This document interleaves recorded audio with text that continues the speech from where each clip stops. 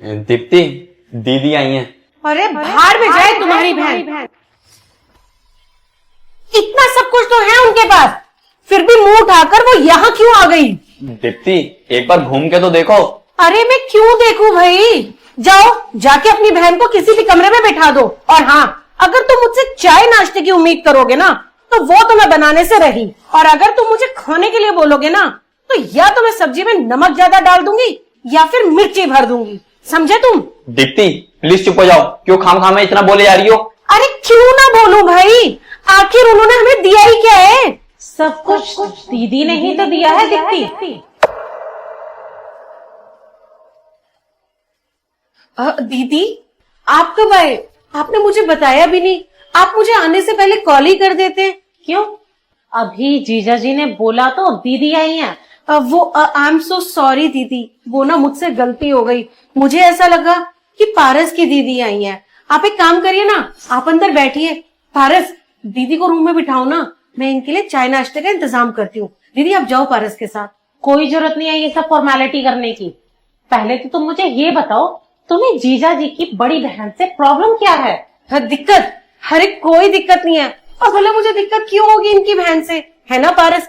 और दीदी, आप वैसे भी इतने टाइम के बाद आए हो, आप छोड़िए ना ये सब बातों को। मैंने जितना पूछा है ना, मुझे उतना बताओ।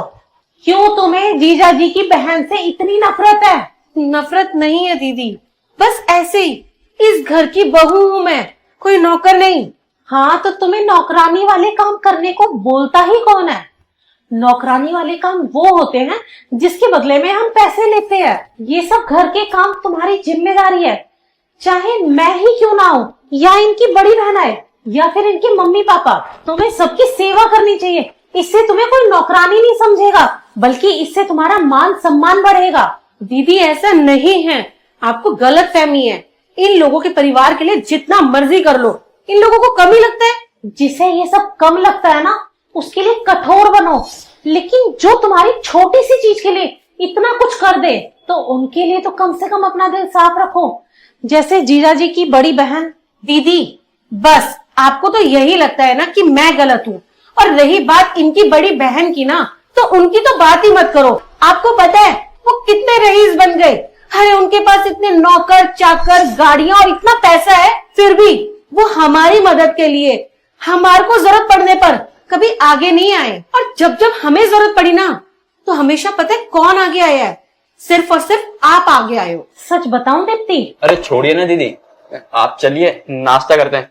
और दीप्ति, तुम दीदी के लिए नाश्ता लगाओ। नहीं जीजा जी, आज ना दीप्ति को उनके बारे में सब कुछ सच सच पता चलने दो।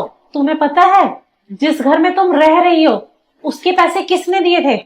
मैंने नहीं दिए थे, बल्कि जीजा जी की बड़ी बहन ने दिए थे। आप झूठ बोल रही हो ना दीदी?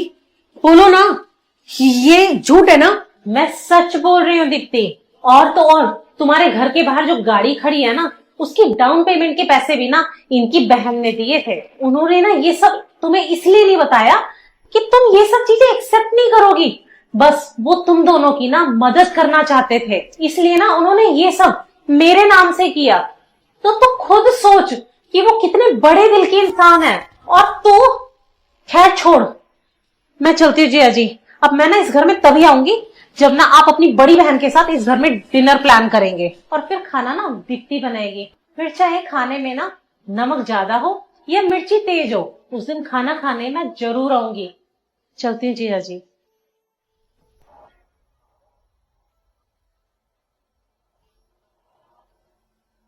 तो दोस्तों, अगर हर घर की बहू अपने ससुराल वालों को उतना ही मान सम्मान दे जितना वो अपने मायके वालों को देती है, तो हर घर स्वर्ग से कम नहीं रहेगा।